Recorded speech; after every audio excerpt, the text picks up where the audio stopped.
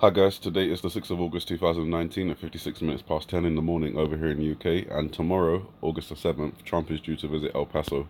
I don't think it's a good idea with the rhetoric that's being connected to him and the white nationalist attacks, the mass gun shootings.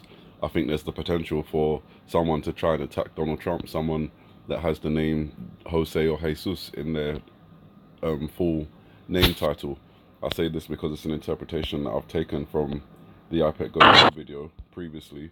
Now we do appear to have a backwards number 7 here. It could be an upside down L.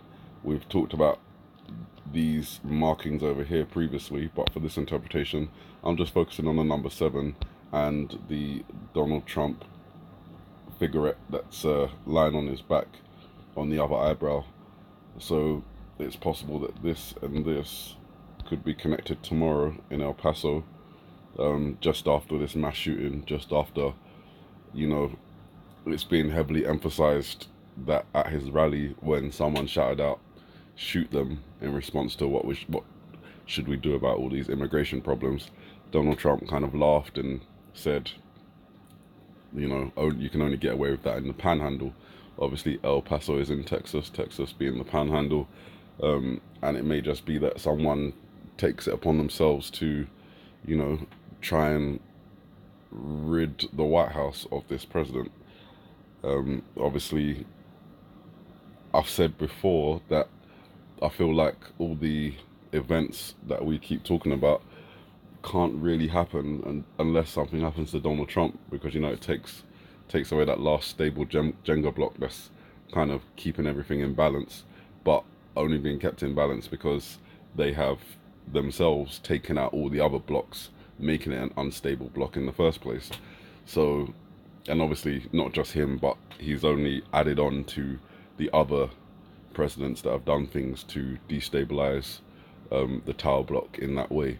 So now I think we're down to our last block, which is Donald Trump as he's positioned himself, or being positioned by someone else.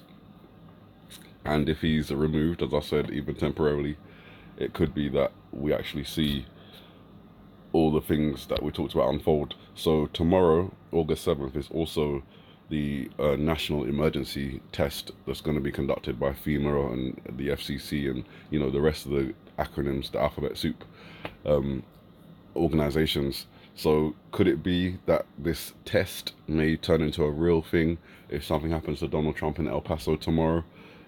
The possibilities are there, so that's why I'm bringing you the interpretation. And then if that happens 4 days later, August 11th, blackout, that may seem more likely, and, you know, volcanic eruption on the 12th, Iran on the 13th, China and other things on the 15th. So there we go.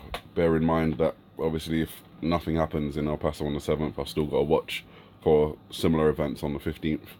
But considering he's going to El Paso and we have Jose Jesus, I'll see if I can catch it on the back of George Bush's head when he's spinning around a bit further.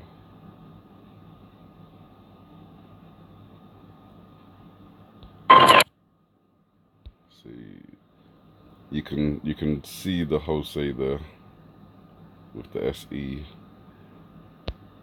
You have to switch because you got the J here. This O, which is part of the Jose, also works as a U, and then you've got the S, and then you've got E just over here, and then you've got S again. I don't know if I can make it a bit clearer. No, it's spun past.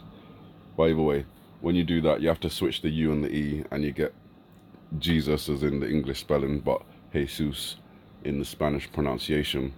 So Jose and Jesus on the back of the head, the whole eyes going blank, moving forward, the Donald Trump figurette lying on his back on the eyebrow. It all points to something happening in association with everything that's been going on with immigration, Mexicans, and now this mass shooting.